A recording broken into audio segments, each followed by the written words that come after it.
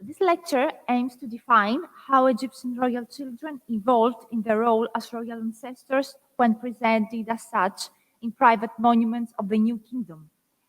Research so far has defined that royal ancestor cult moves through both the royal and non-royal. In the non-royal context, royal ancestor cult is expressed by using the royal figures as intermediaries.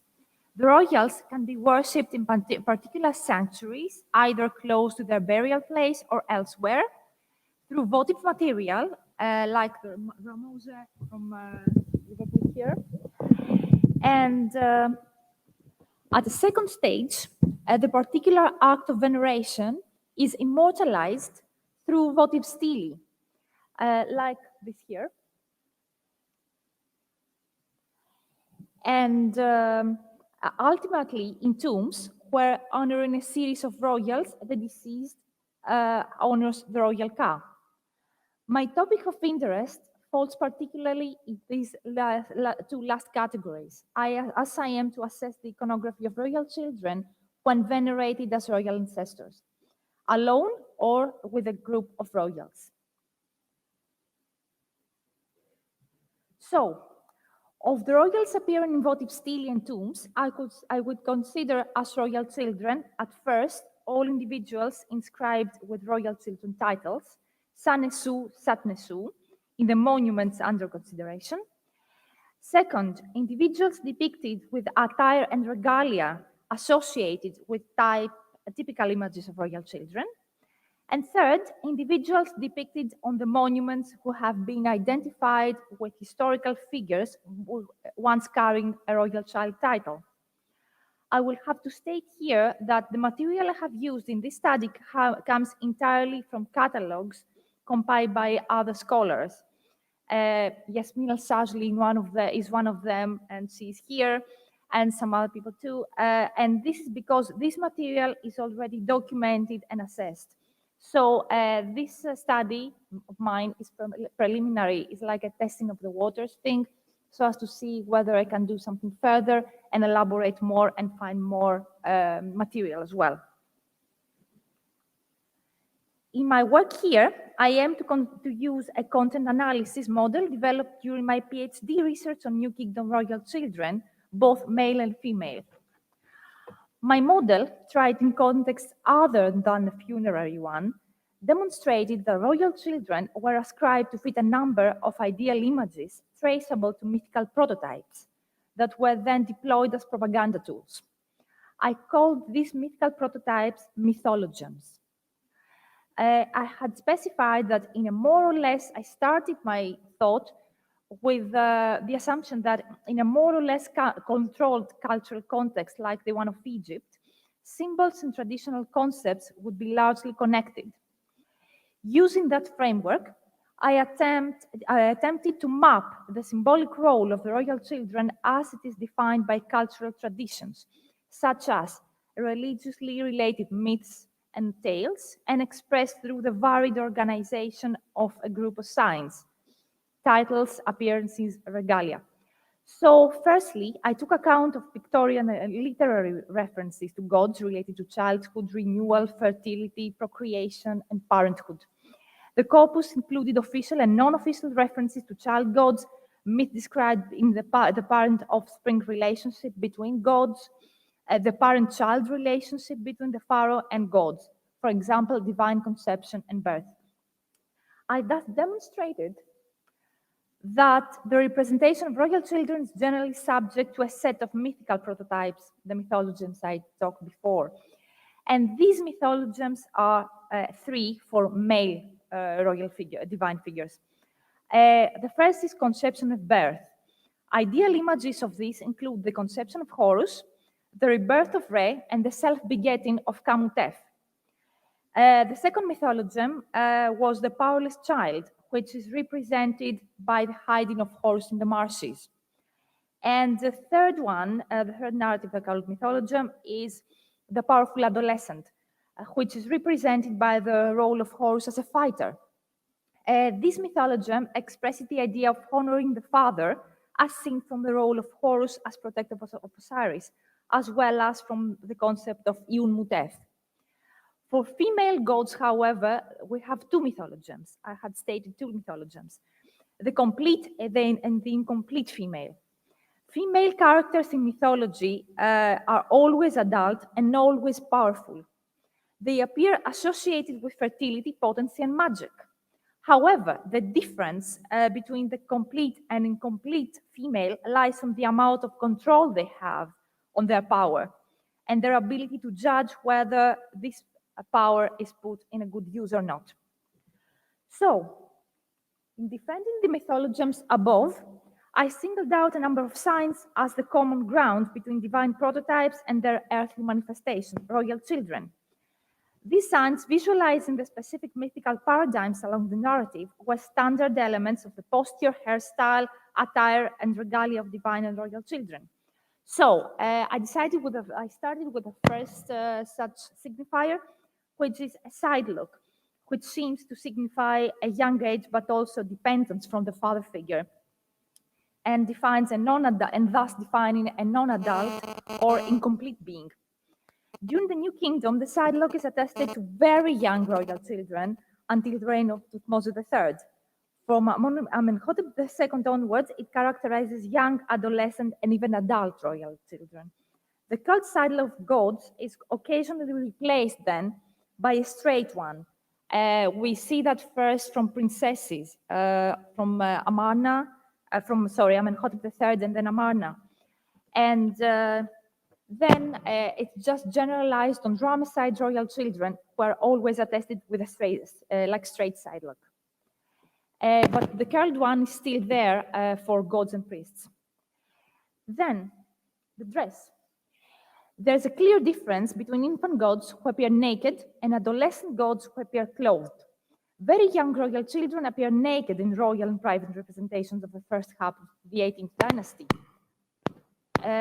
From Amenhotep II onward and Thutmose IV onwards, there are also representations of clothed adolescent royal children, which I have associated with the mythology of the powerful adolescent. Also, armed clothed children, similar to the powerful adolescent armed god Shed, the example here you see is from Amarna, appear from Amenhotep II onwards. These become the norm during the Ramesside period, as the king's sons carry weapons and appear in battle and all this kind of stuff. And there's another thing too, I think I had it here, and it's this. It's a posture with a finger in the mouth, which it's like the child hieroglyph. We see it in 18th dynasty royal children who sometimes appear in this pose, but during the Ramesside period, the kings are represented as divine children in this pose. And then we had the Scepters. The sistrum is the primary one that we see in most royal children, female ones though. In gods, we see it in the god Ihi, and who was like the son or follower of Hathor. And Hathor herself holds a sistrum and menat necklace, and as a statement of power, protection, and balance. And consequently, the king's daughter appear carrying sistrum and menat in individual representations. And associated with the king's shade, the hufan, which is this, shows a close bond between the king and the fan bearer. The fan bearer is the protector of the king. So the function of this fan bearer to the right of His Majesty, which was an administrative title during the New Kingdom, was associated first, then was passed through that symbol to females in pre-Amarna and the Amarna period, following the queen. But then it passed through male royal children during the Ramesside period. Then I focused on the Sechem, which is this, and the Heka scepter, which are both like indicators of power at adolescent or adults. The Sechem is associated with cultic authority and the Heka with secular authority. And it was thus important to find out that the Heka is attested only from the beginning of the 19th dynasty onwards, thus supporting the strengthening of the mythology of the powerful adolescent at that time. So, like using this framework that I described before, I am to ascribe royal children depicted as royal ancestors to mythology and explore whether there are any parallels with contemporary developments in the iconography of royal children in other contexts.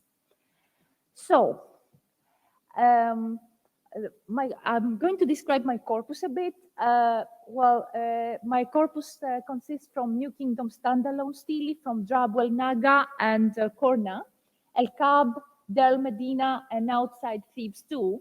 And occasionally I'm going to use stuff from the Chapel of Waj Mose just to compare the above, but not always. And then I have to state that my main thing is the veneration depictions in tomb walls or stele within tombs. Some of 18th dynasty date, mostly, and then on the Ramesside periods, Lords of the West and Lords of Eternity. And I have to state here, although I'm not attempting to do like autobiography studies, almost all persons depicted are Ahmosids. Earliest and most well-attested male names are Ahmose and Sapair, mostly combined together to identify a certain prince known as Ahmose Sapair. And then we have Wajmose, Amenmose, and Ramose. And more are added in a Ramesside period, but with, yeah. And as for female names, we have the names Sitamun, Ahmose Kenutamehu, and Meritamun. We are not aware of other princesses probably added during the Ramesside period. So, we're starting with princes.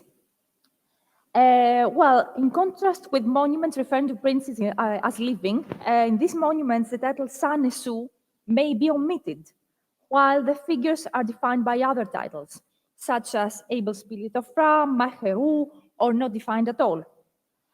Then we have the issue of the cartouche, which has been already shown from studies of Yasmin had made a point in her study that they're occasionally used and they encircle the name of princes without their occurrence showing a specific pattern. That's what it is. It is a fact that princely names were originally encircled by cartouches in other contexts too, during the Ahmosids and occasionally till the mid-18th dynasty. And I'm thinking, is it that plausible to consider encircling names as the norm and non-encircled ones as an indication of following contemporary trends? I'm not sure, and I'd say no, because cartouches have started to be omitted already in the earlier depictions, but occur in Ramesside examples. I point here that the Ramesside examples, some of them have them, some others don't, and early examples don't have them. Well, it's also puzzling that in the same depiction with multiple princes, yeah, this is one I showed, somewhere they occur, some others not. So, the only comment possible here is to suppose that the cartouche was not an elementary aspect to a prince's name, and as such, the choice of names to be encircled was random. And then we're going to the hairstyle. During the 18th dynasty, and as happened in the context of the living, many representations of male princes carried a side lock exclusively in its curled form. But however, early representations of the group, here, for example, the stele of Kendress, which is early 18th dynasty, show King San Ahmose, who is called Sapair, in a round ibis wig. This is a hairstyle that becomes the most popular one for princes in this context. It is worth comparing the image of the two venerated princes here with one held by his tutor from the same tomb, the tomb of Paheri at El Kab, which is dates from Thutmose III. In the veneration image, the princes do not carry side locks or anything like that, and they have the ibis wig, contrary to the prince tutor image, where the prince carries a side lock. So, I may say that during the 18th dynasty, the side lock is a secondary element in the context of ancestral cults for princes. and is occasionally added under the influence of princely representations in other contexts, probably. We also have hairstyles such as the Nemes headdress, but while any hairstyle is sometimes combined with a ureus or with flowers and an unguent cone. In the Ramesside period, though, the sidelock is more widespread, as it carried by the lords of the West. Still, in most cases with princely figure, it keeps being curled. Here, for example. But there's one single case, the tomb of Pachemnecher, where princes carry a straight sidelock. And probably this is an influence from contemporary princely processions or even non-royal representations of revered beings, able spirits of Re. Here, for example, we have a straight sidelock for the able spirit. You see here. So still, wig-only princes keep being depicted too. So compared to princely depictions from the context of the living, representation in this context are rather conservative and subject to a specific tradition, despite the occasional updating with contemporary elements. I'm moving to the costume for the males. Figures appear clothed almost always. In the single case, a prince appears naked with a finger in his mouth, and in the still from TT 53, and well, I don't have it here. He's probably a minor figure associated, like defining the queen under the seat of whom he's sitting. In most cases, the costume is elaborate, always according to the standards of its era. In the case of the tomb of Inverkau, the princes are, as other male royals, appear mummified.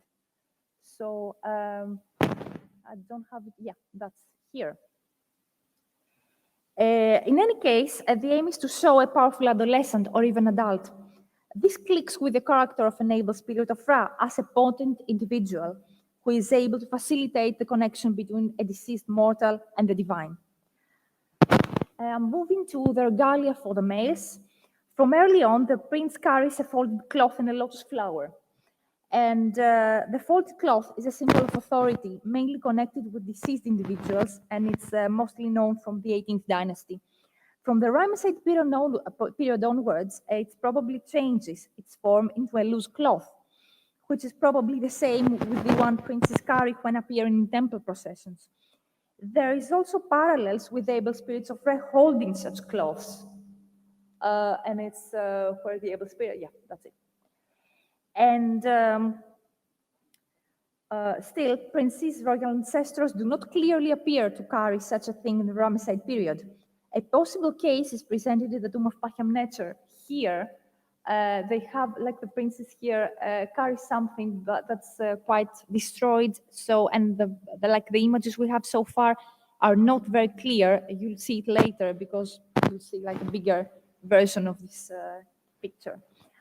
So, well, the Ramesside era princes carry the Heka scepter, and less frequently the Sechem.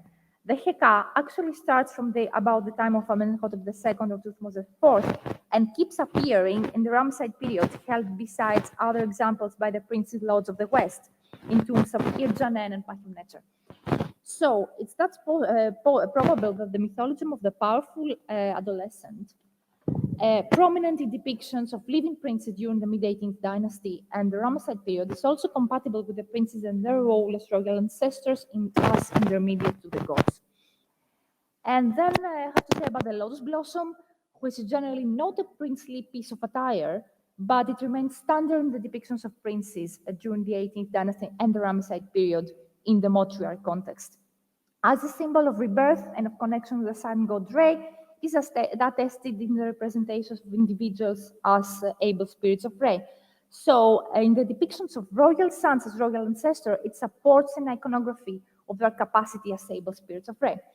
If the Ankh is a powerful being, so is a prince. Concluding, the lotus can be ascribed as a signifier of the mythology of the powerful adolescent, in which the able spirit role can be ascribed. In the same mode, the Ankh, sometimes heard by these figures as royal ancestors, is a signifier of their quality as spirits. So let's move to the princesses right now.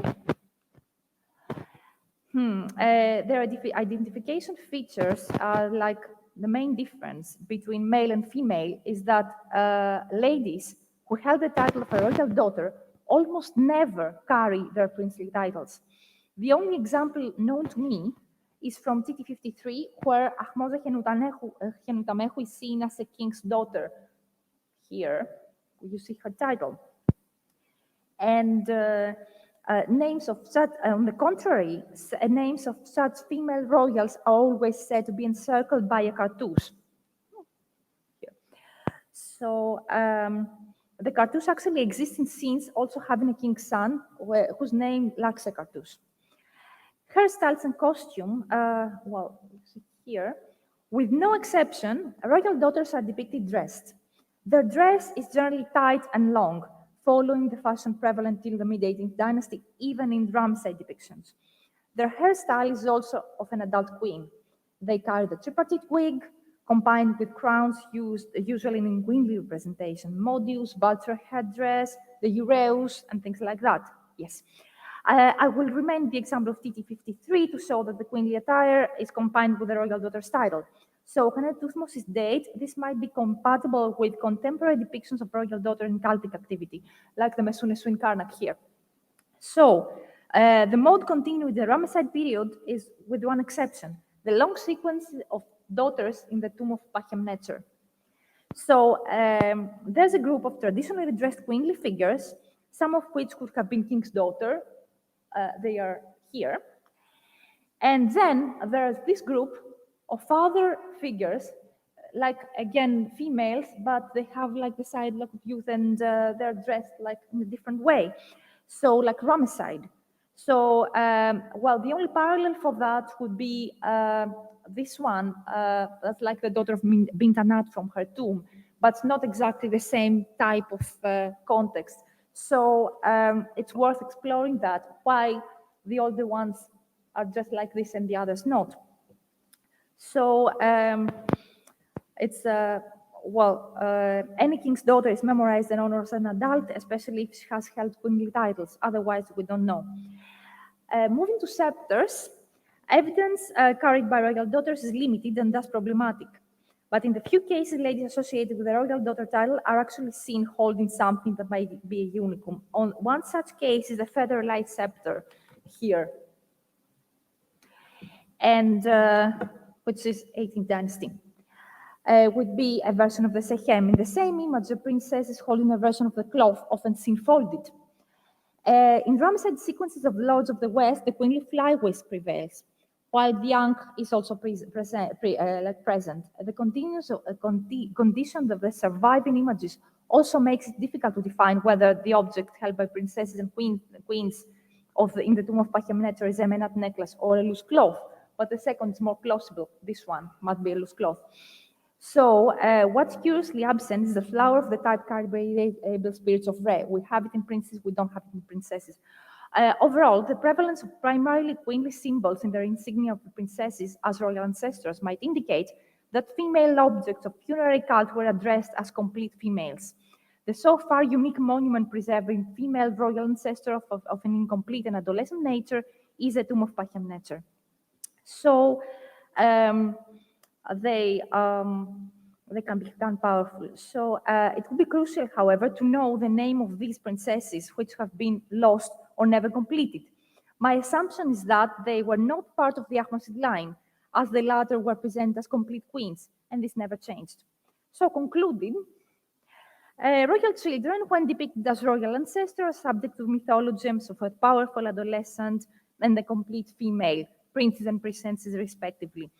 And this is demonstrated with the occasional omission of signs of dependence in favor of adult headgear, dress, and insignia. This mythologism fits the function of those representations and venerated spirits in non-royal funerary cult, which was different to their role as supporters of the king in the context of the living.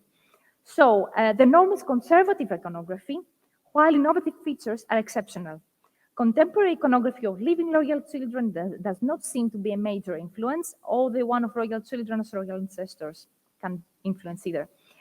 Archaism is adopted mostly in the representation of princesses, probably because these were mostly remembered as queens and their iconography was set. Still, female royalty in princely roles is difficult to track, so there's more research needed here. Regal Sun's iconography was more subject to change over time then, and it's influenced by the iconography of living princes. Still, these two retain archaistic characteristics, such as the cult side look in the Ramsar depictions. And finally, both princes and princesses are seen with insignia typical of funerary iconography.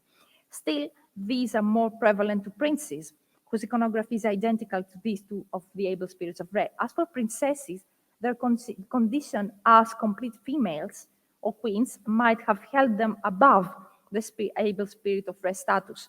So their iconography did not probably have to fit in that model. Thank you very much for your time, and I'm looking forward to taking questions.